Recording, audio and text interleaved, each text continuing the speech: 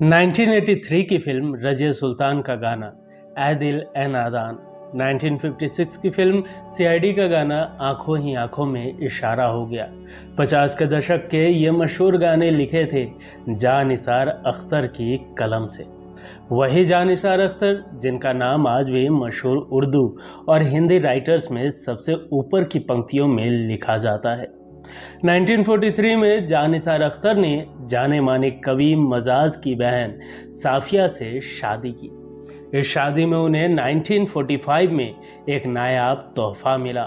वो तोहफा थे जावेद अख्तर। जावेद अख्तर, शायद ही ऐसा कोई सिनेमा प्रेमी होगा जो इस नाम से परिचित ना हो। मेरे पास माँ है, आज खुश तो बहुत होगे तुम, जब तक बैठने को ना कहा जाए खड़े रहो, जैसे बेहतरीन सदाबहार डायलॉग्स इन्हीं के कलम से लिखे गए हैं। जंजीर और शोले जैसी कालजी फिल्में और सलीम जावेद की जोड़ी बॉलीवुड की वो माइलस्टोन है जिसके सामने लोग आज भी नतमस्तक हैं। दोस्तों, आज भी मुस्लिम परिवार में जन्मे हर बच्चों के कानों में सबसे पहले आजान पढ़ी जाती है, लेकिन नामचीन लेखकों के घराने में जन्मे जावेद अख्तर के कानों में पिता जानिसार अख्तर ने जर्मन फिलोसफर का स्लोगन पढ़ा। शब्द थे, workers of the world unite, you have nothing to lose but your chains, जिसका मतलब है दुनिया भर के कामगार एक हो जाओ, तुम्हारे पास खोने को कुछ नहीं, बस तुम्हारी जंजीरें हैं। इससे भी मज़ेदार बात यह है कि जावेद अख्तर के राइटर पिता ने उनका नाम भी एक नज्म लम्हा लम्हा जादू का फसाना होगा पर जादू ही रखा था। पैदाइश से जावेद का नज्म, फनकारी और हाजिर जवाबी से ऐसा अटूट रिश्ता बना जो आज लगभग 80 सालों बाद भी लोगों का दिल जीतता रहता है। जावेद अख्तर की जिंदगी में जो कुछ भी हासिल है उसका कारण उनकी नज़में हैं। चाहे तरक्की हो, सलीम खान से दोस्ती हो या फिर शबाना आजमी का जिंदगी भर का साथ। नमस्कार, आप देख रहे हैं की मीडिया। दोस्तों, आज के एपिसोड में हम सुन रहे हैं जावेद अख्तर की जादू नमासी जिंदगी के अनसुने किस्से।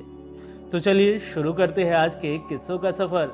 लेकिन उससे पहले अगर अभी तक आपने इस चैनल को सब्सक्राइब नहीं किया है तो प्लीज सब्सक्राइब कर ले। 17 जनवरी 1945 ग्वालियर के कमला अस्पताल में जावेद साहब का जन्म हुआ। वैसे तो पैदा होते हुए मुस्लिम बच्चों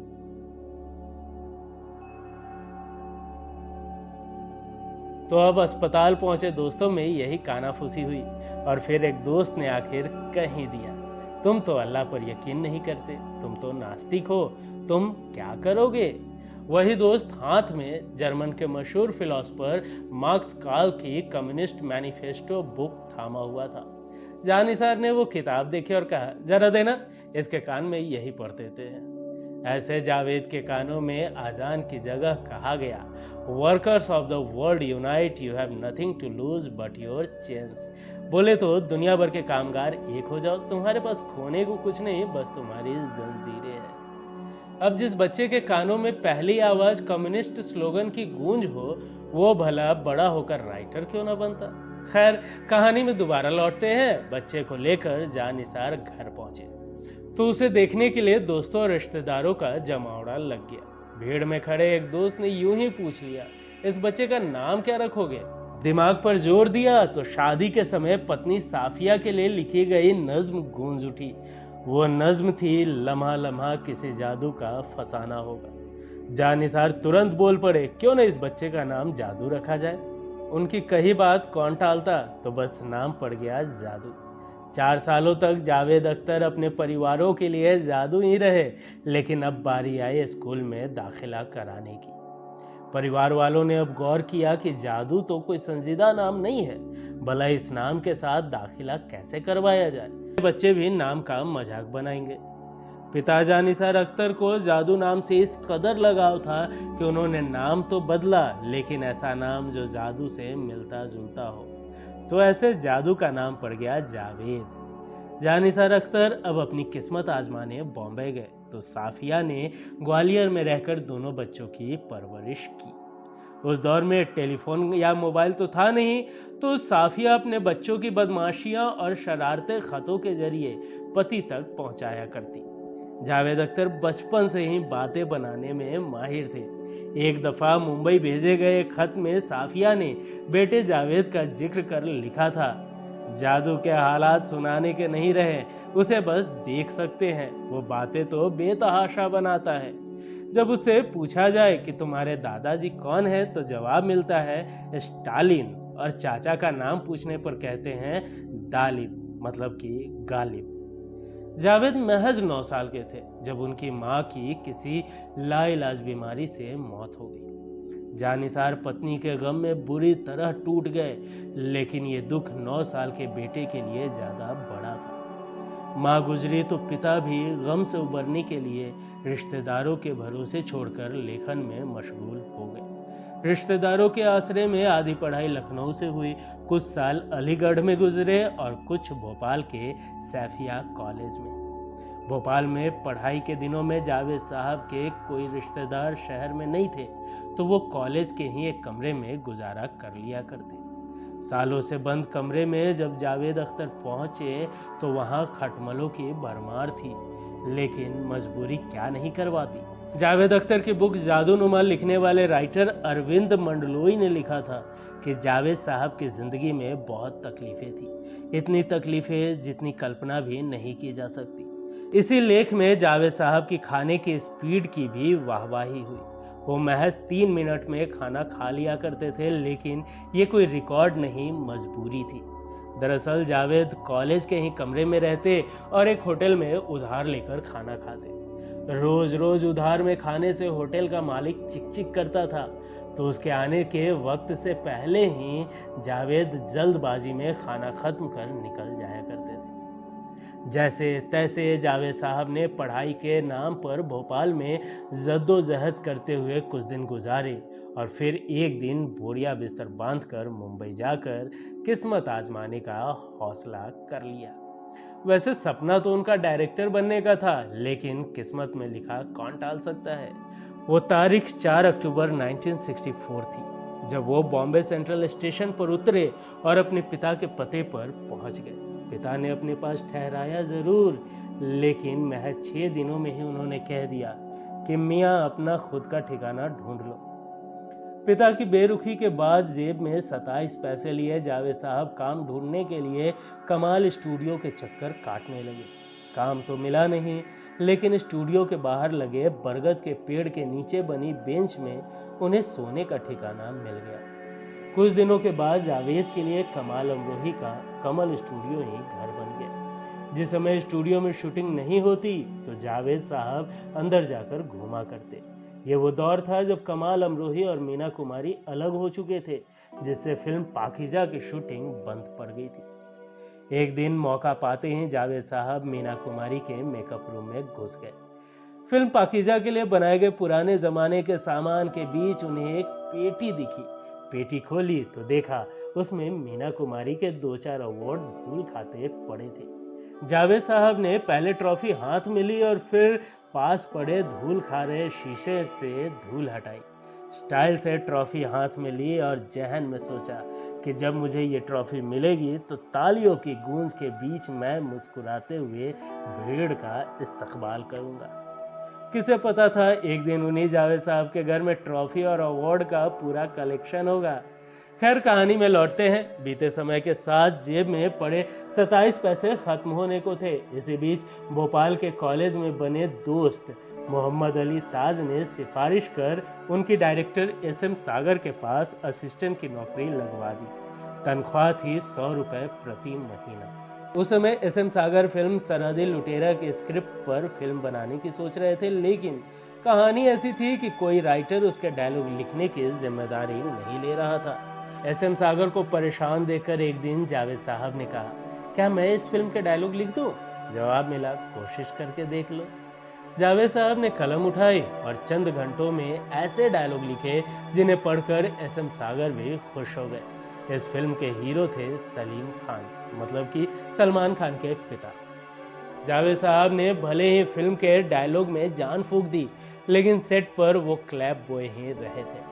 साथ काम करते हुए जावेद साहब की सलीम खान से दोस्ती गहरी होती चली गई। जब कुछ दिनों बाद जावेद साहब मशहूर राइटर कैफी आजमी यानी कि शबाना आजमी के पिता के असिस्टेंट बने तो उनके पड़ोसी अबरार अलवी के साथ सलीम खान काम करते थे। दोस्ती और मुलाकातें बढ़ी तो उनकी ज्यादातर चर्चा डायलॉग्स और लेखन पर ही होती थी। एक दिन दोनों बातों में मशगूल थे कि उनके घर एसएम सागर पहुंच गए। एसएम सागर साहब ने कहा, मैंने माधुरी मैगजीन से एक कहानी तो खरीद ली है, लेकिन उनका स्क्रीन प्ले नहीं बन पा रहा है। तुम अगर स्क्रीन प्ले लिख दो तो मैं तुम्हें ही पैसे दे दूंगा। जावेद साहब झट से बोल पड़े, कितने पैसे देंगे? जवाब मिला 5,000 रुपए। 100 रुपए की तनख्वाह में काम करने वाले किसी नौजवान के लिए इकट्ठे 5,000 मिलना किसी लॉटरी से कम नहीं था। इतनी बड़ी रकम तो जावेद साहब ने कभी एक साथ देखी भी न थी। सलीम जावेद ने मिलकर पहली बार फिल्म अधिकार लिखी, जो जबरदस्त हिट रही। फिल्म की स्क्रीनिंग में ही एक शख्स ने उन्हें सलाह दी कि आप लोग सिप्पी फिल्म क्यों नहीं चले जाते। जावेद साहब समय निकालकर रमेश सिप्पी के प्रोडक्शन हाउस पहुंच गए। बातचीत में वो लगातार कहते रहे, हम लोग ऐसा लिखते हैं, हम लोग ऐसा काम करते हैं। सिप्पी साहब ने पूछ लिया, हमसे क्या मतलब है आपका? जवाब मिला, मैं और सलीम खान, हम 2 आदमी हैं और हम साथ काम करते हैं। आगे से कहा गया, आप दोनों फिर साथ ही आइए। 2 दिन बाद जावेद अख्तर सलीम खान को लेकर स्टूडियो के लिए निकल पड़े। रास्ते में जावेद साहब ने सलीम खान से पूछा, अगर उन्होंने हमें नौकरी दे दी तो हम कितना पैसा मांगेंगे? सलीम खान ने कहा, 1,000 रुपए। 1,000 रुपए तनख्वाह इतनी ज्यादा थी कि जावेद साहब घबरा कर बोल उठे, अरे ये क्या बोल रहे हो, इतनी तनख्वाह कौन देगा? लेकिन सलीम साहब की जरूरत और कॉन्फिडेंस देखकर जावेद साहब ने ये बात मान ली। दफ्तर पहुंचकर जब दोनों ने कुछ कहानियां सुनाई तो रमेश सिप्पी ने पूछा, कितने पैसे लोगे? जावेद साहब अंदर से तो घबराए हुए थे, लेकिन ऊपरी दिखावट करते हुए उन्होंने बेहद कॉन्फिडेंस से कहा, 1,000 रुपए। अंदाजा यूं था जैसे मानो सालों से उन्हें यही तनख्वाह मिलती आई हो। खैर 1,000 रुपए की डिमांड उस दौर में काफी ज्यादा थी, लेकिन सलीम जावेद की जोड़ी के पास वो हुनर था कि सिप्पी साहब ने उन्हें कहा, शुरुआत में हम आपको 750 रुपए देंगे। इतनी बड़ी तनख्वाह पाना कोई आम बात तो थी नहीं, तो नौकरी पक्की होते ही जावेद अख्तर ने सोच लिया कि अब तो जिंदगी आराम से कटेगी। सलीम जावेद की जोड़ी लिखती गई और तरक्की होती गई, लेकिन अभी दोनों को इंडस्ट्री में पहचान मिलनी बाकी थी। पहचान दिलाने का काम किया राजेश खन्ना और उनकी एक घर खरीदने की जिद ने। 70 के दशक की बात है। राजेश खन्ना को एक दिन कार्टर रोड स्थित आशीर्वाद बंगला पसंद आ गया। बंगले की कीमत 4.5 लाख रुपए थी, लेकिन उनके पास इतने पैसे नहीं थे। 2.5 लाख रुपए कम पड़ रहे थे, जिसके लिए उन्होंने फिल्म अंदाज साइन कर ली। फिल्म के लिए उन्होंने 2.5 लाख रुपए का साइनिंग अमाउंट लिया और तुरंत घर खरीद लिया। जब रकम उड़ाने के बाद राजेश खन्ना ने फिल्म अंदाज की स्क्रिप्ट देखी तो वो समझ गए कि अगर उसी स्क्रिप्ट के साथ ये फिल्म कर ली तो उनका करियर बर्बाद हो जाएगा। उस समय फिल्मी गलियारों में जावेद सलीम की जोड़ी की खूब वाहवाही हुआ करती थी, तो मदद मांगने के लिए राजेश खन्ना भी उन्हीं के पास पहुंच गए। सलीम जावेद से मिलकर राजेश खन्ना ने कहा, देखो मैंने फिल्म अंदाज के लिए 2.5 लाख यानी कि 2.5 लाख रुपए का साइनिंग अमाउंट ले लिया है और मैं कार्टर रोड पर घर खरीद रहा हूँ। घर की कीमत 4.5 लाख है और मुझे ये किसी भी कीमत पर खरीदना है। मैं प्रोड्यूसर के पैसे लौटा भी नहीं सकता और दूसरी तरफ अगर मैं इसी कहानी पर फिल्म कर दूं तो इंडस्ट्री से बाहर चला जाऊंगा। मेरे सामने बहुत बड़ी मजबूरी आ गई है, इसलिए मैं चाहता हूं कि तुम दोनों कैसे भी करके इसे ठीक कर दो। राजेश खन्ना ने वादा किया कि अगर स्क्रिप्ट अच्छी रही तो दोनों को मोटी रकम और फिल्म में बतौर राइटर क्रेडिट दिलवाएंगे, क्योंकि उस समय तक राइटर्स को सिर्फ मेहनताना ही दिया जाता था, क्रेडिट नहीं। बात बन गई और दोनों फिल्म के स्क्रिप्ट सुधारने में लग गए। प्रोड्यूसर्स का दोनों का काम इतना पसंद आया कि पुरानी कहानी की जगह उनकी सुधारी हुई स्क्रिप्ट पर फिल्म बनी। राजेश खन्ना ने उन दोनों को 5-5 हजार रुपए दिलवाए, जो उस जमाने में बड़ी रकम थी। फिल्म अंदाज सुपरहिट रही और इससे हेमा मालिनी स्टार बनी। इसके बाद से ही सलीम जावेद की राइटर जोड़ी की चर्चा पूरी फिल्म इंडस्ट्री में होने लगी। राजेश खन्ना ने अगली सुपरहिट फिल्म हाथी मेरे साथी का स्क्रीन प्ले भी उन्हीं से लिखवाया। जब तक बैठने को ना कहा जाए खड़े रहो, यह पुलिस स्टेशन है, तुम्हारे बाप का घर नहीं। 1973 की फिल्म जंजीर का ये डायलॉग यूं तो अमिताभ बच्चन की भारी आवाज और अंदाज से यादगार बना, लेकिन इसे लिखा था जावेद अख्तर ने। फ्लॉप हीरो कहे जाने वाले अमिताभ बच्चन को भी सलीम जावेद की सिफारिश से फिल्म मिली थी। सलीम जावेद का जिक्र हो तो जंजीर, अमिताभ बच्चन और पोस्टर के नाम लिखवाने के किस्से का होना भी लाजमी है। लंबे कद वाले अमिताभ ने बैक टू बैक कई फ्लॉप फिल्मों में काम किया, तो प्रोड्यूसर्स उन्हें फिल्मों में लेने से झिझकने लगे। उस समय सलीम जावेद ने प्रकाश मेहरा की फिल्म जंजीर लिखी थी। जब उस फिल्म में कोई नामी हीरो काम करने को राजी नहीं हुआ, तो सलीम जावेद ने प्रकाश मेहरा को अमिताभ बच्चन का नाम सुझाया। प्रकाश मेहरा ने दोनों की बात मान ली और अमिताभ को फिल्म में लेने का रिस्क ले लिया। जब फिल्म बनकर पूरी हुई तो प्रकाश मेहरा फिल्म के पोस्टर पर काम करवा रहे थे। उस पोस्टर में हीरो का नाम था, हीरोइन का नाम, डायरेक्टर प्रोड्यूसर का नाम था, लेकिन राइटर का कहीं नामो निशानी नहीं था। यही रीत थी, लेकिन दोनों ये बदलना चाहते थे। उनका मानना था कि फिल्म तभी चलती है जब कहानी अच्छी हो। एक दिन हिम्मत कर दोनों ने प्रकाश मेहरा से कहा, हमारे नाम भी पोस्टर में होने चाहिए। इस पर प्रकाश मेहरा ने टालते हुए कहा, राइटर्स के नाम, ऐसा होता है कभी? प्रकाश मेहरा का जवाब सुनकर दोनों ने कुछ नहीं कहा। अब पूरे शहर में पोस्टर लग चुके थे, लेकिन ये बात सलीम जावेद को खल रही थी। एक दिन जावेद साहब के साथ बैठकर सलीम साहब ने जमकर शराब पी और एक तरकीब निकाली। उन्होंने जेपीसीपी के प्रोडक्शन हाउस में काम करने वाले सुरेश नाम के एक लड़के को कॉल किया। 2 जीप और कुछ पेंटिंग का सामान लाने को कहा। जैसे ही लड़का पहुंचा तो सलीम साहब ने उससे कहा कि पूरे शहर में लगे पोस्टर में लिख दो, रिटन बाय सलीम जावेद। वैसा ही हुआ। अगले दिन शहर में लगे जंजीर के पोस्टर कुछ बदल चुके थे। अमिताभ बच्चन की नाक, जया बच्चन के चेहरे और प्राणनाथ के माथे के ऊपर सलीम जावेद का नाम लिखा हुआ था। खूब हलचल मची और इस बागीपन के चर्चे भी हुए, लेकिन दोनों ने इतिहास रच दिया। हिंदी सिनेमा के इतिहास में पहली बार किसी स्क्रीन राइटर का नाम पोस्टर पर लिखा गया था। अब सलीम जावेद की जोड़ी के पास नाम था, पहचान थी और शोहरत भी थी, लेकिन एक और इतिहास रचना बाकी था। वह इतिहास था हीरो से ज्यादा और मुंह मांगी फीस। सुपरहिट फिल्में लिखते हुए सलीम जावेद की फिल्म 5000 से 1 लाख पहुंच चुकी थी, लेकिन फिर दोनों ने तय किया कि जो भी फिल्म करेंगे उसके 2.5 लाख लेंगे।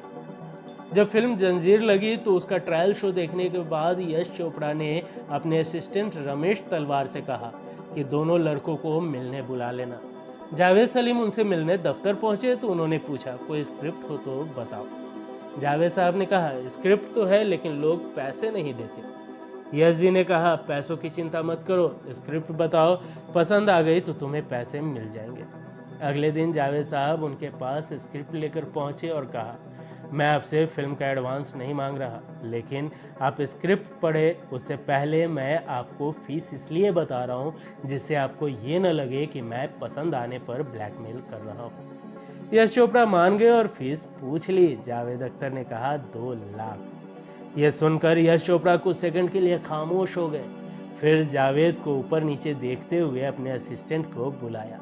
जावेद साहब को लगा कि असिस्टेंट को बुला रहे हैं, मतलब बात बन गई। जैसे ही असिस्टेंट पहुंचा तो यश चोपड़ा ने उनसे कहा, जो मुझे बोल रहा था वो इसको भी बोल। ये कहते ही वो जोर से हंस पड़े। जावेद अख्तर की डिमांड का मजाक बन गया। फिल्मी गलियारों में दोनों का खूब मजाक बना, लेकिन दोनों ने जिद नहीं छोड़ी। करीब 8 महीनों तक दोनों के पास कोई फिल्म नहीं रही, लेकिन जब जंजीर सुपरहिट हुई तो सलीम जावेद की जोड़ी हर फिल्म मेकर की पहली पसंद बन गई। कुछ दिनों बाद यश चोपड़ा ने फिर अपने असिस्टेंट से कहा, जाओ सलीम जावेद से कहो कि हम उन्हें 2 लाख फीस देने को तैयार हैं, उन्हें जल्दी से साइन कर लो। जब रमेश तलवार सलीम जावेद के पास पहुंचे तो उन्हें जवाब मिला, 2 लाख फीस तो जंजीर रिलीज होने से पहले की थी, अब हम 5-5 लाख रुपए लेंगे। हुनर ऐसा हल्ला बोल रहा था कि यश चोपड़ा को उनकी मांग पर राजी होना पड़ा। सलीम जावेद की जोड़ी को फिल्म दोस्ताना के लिए 12,50,000 रुपए दिए गए, जबकि फिल्म के हीरो और सुपरस्टार अमिताभ बच्चन को उस फिल्म के 12 लाख मिले थे। स्टार से भी 50,000 ज्यादा फीस लेकर सलीम जावेद ने हिंदी सिनेमा में इतिहास रच दिया। जितना उनका 2 लाख फीस मांगने पर मजाक उड़ाया गया था, उतनी ही ज़्यादा तारीफें उनके खाते में आने लगी। सलीम जावेद की जोड़ी को ही हिंदी सिनेमा में स्क्रीन राइटर्स की किस्मत बदलने का श्रेय दिया जाता है। उन्हें हिंदी सिनेमा की पहले स्टार राइटर जोड़ी कहा जाता है। यादों की बारात, जंजीर, दीवार, दोस्ताना, शोले से सलीम जावेद ने मसाला फिल्मों का वो दौर लाया जो आज भी एक मिसाल है। अगर कभी पूछा जाए कि हिंदी सिनेमा के इतिहास की सबसे आला दर्जे की फिल्म कौन सी है, तो जाहिर है कि उन फिल्मों के फहरिस्त में शोले का नाम भी जरूर शामिल किया जाएगा। मगर क्या आप शोले को बिना उसके डायलॉग के कभी याद करेंगे? बसंती, इन कुत्तों के सामने मत नाचना, अरे ओ सांबा कितने आदमी थे, हमारा नाम सुरमा भोपाली यूं ही नहीं है, हम अंग्रेजों के जमाने के जेलर हैं, तुम्हारा नाम क्या है बसंती। फिल्म का हर किरदार अपने एक डायलॉग से यादगार हो गया।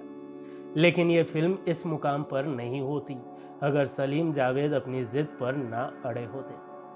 दरअसल जब रमेश सिप्पी ने फिल्म लिखवाई तो वो समझ नहीं पाए कि स्क्रिप्ट पर बनी फिल्म चलेगी या नहीं।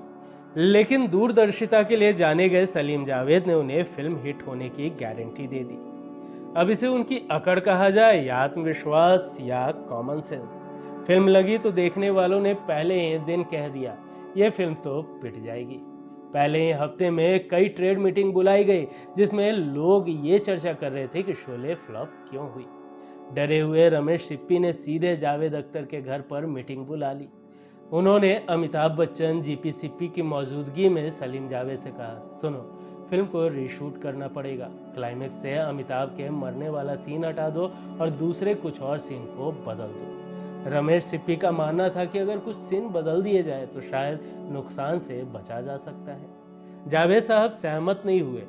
उन्होंने पूछा, ये जो आपकी फिल्म आई थी मेरा गांव मेरा देश, उसने कितनी कमाई की थी? जवाब मिला, यही कुछ 50 लाख रुपए। जावेद साहब ये सुनकर बोले, जब उस फिल्म ने 50 लाख कमाए तो ये 1 करोड़ कमाई क्यों नहीं करेगी? रमेश सिप्पी बौखला गए और कहा, अरे आप पागल हो गए हैं, ये फिल्म फेल नहीं हो सकती है, ये फिल्म फेल हो चुकी है, चेन टूट गई है, लोग थिएटर में नहीं है, क्या बात कर रहे हैं आप? सलीम जावेद ने किसी की न सुनी और वो साहसी कदम उठाया जो आज तक किसी ने नहीं किया था। उन्होंने घोषणा पत्र बनाया जिसमें लिखा था, हम सलीम जावेद ये गारंटी लेते हैं कि फिल्म 1 करोड़ कमाएगी। ये फुल पेज घोषणा पत्र उन्होंने थिएटर की स्क्रीन में और ट्रेड गाइड में चलवाया।